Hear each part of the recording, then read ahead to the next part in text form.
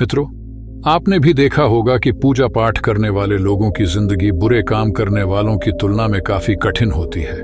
ये आपने निश्चित रूप से सोचा होगा। इसलिए चलिए आपको इसका रहस्य बताते हैं। चलिए आपको पुराणों में वर्णित एक कहानी सुनते हैं जो आपको बताएगा कि हर जीव को उसके काम के अनुसार फल मिलता है। अगर कोई अच्छे काम करता है तो उसे अच्छे फल मिलते हैं और बुरे काम करने वाले दुखी होते हैं। श्री कृष्ण ने बताया कि एक गांव में दो आदमी रहते थे।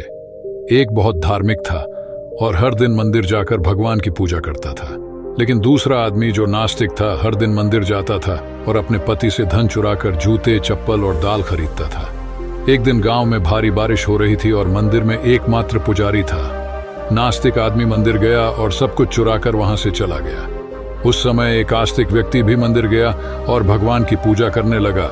मंदिर के पुजारी ने उसे उसी समय देखा और उसे चोर समझा।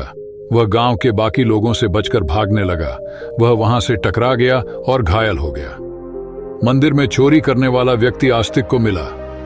कल्प बीतने पर भी करोड़ पाप कर्म से नष्ट नहीं होते। जब दोनों मर गए, आस्तिक व्यक्ति ने यमराज से पूछा कि उसके साथ ऐसा क्यों हुआ।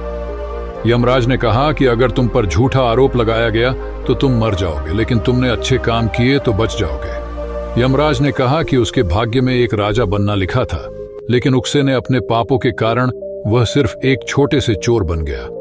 मित्रों, शास्त्रों में कहा गया है कि पाप कर्म के बिना भोगे गए करोड़ों का नाश नहीं होता।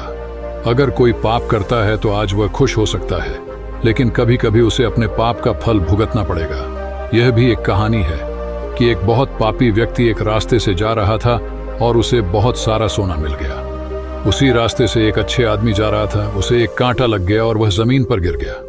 उस स्थान पर कुछ लोगों ने सोचा कि यह बहुत गलत हुआ और दोनों आदमियों की कुंडली ले जाकर एक पंडित को दिखाई।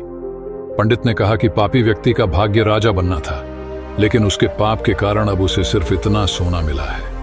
उस भले और धर्मात्मा व्यक्ति के जीवन का आज आखिरी दिन था, लेकिन उसके अच्छे कर्मों की वजह से वह बच गया। क्या बुरे कामों से बच सकते हैं? शास्त्रों में कहा गया है कि हर व्यक्ति को अपने अच्छे और बुरे कामों का परिणाम भुगतना होगा।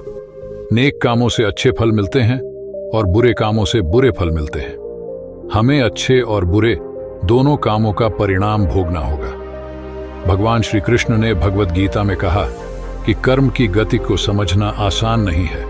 इसका अर्थ यह है कि यह समझना बहुत मुश्किल है कि किस जन्म में हमने क्या किया है और उसका क्या फल मिलेगा। यह संभव है। इसके अलावा आप शायद अनजाने में कुछ गलत किया हो जिसके बारे में आपको पता नहीं है।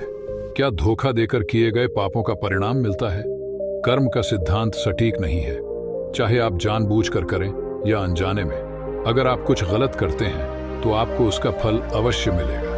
शास्त्र कहते हैं कि अगर आप अचानक आग को छुए तो आपका हाथ जलेगा ही। शास्त्रों में कई कहानियां हैं जो बताती हैं कि अनजाने में किए गए पाप का फल भी लोगों को मिला है। पांडवों के पिता महाराज पांडु की एक कहानी है कि उन्होंने एक हिरण को तीर मार दिया था।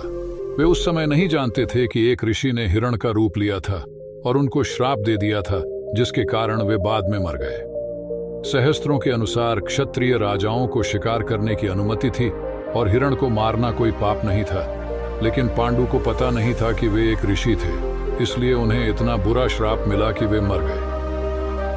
पाप से बचने के लिए क्या करें? श्रीमद् भगवद गीता में भगवान कहते हैं कि कर्म और उसके फलों को समझना बहुत कठिन है, लेकिन प्रत्येक व्यक्ति अपने कर्मों के फल अवश्य प्राप्त करता है।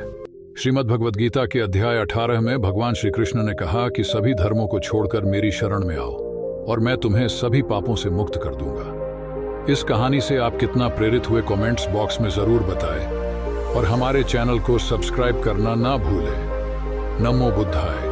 जय भारत।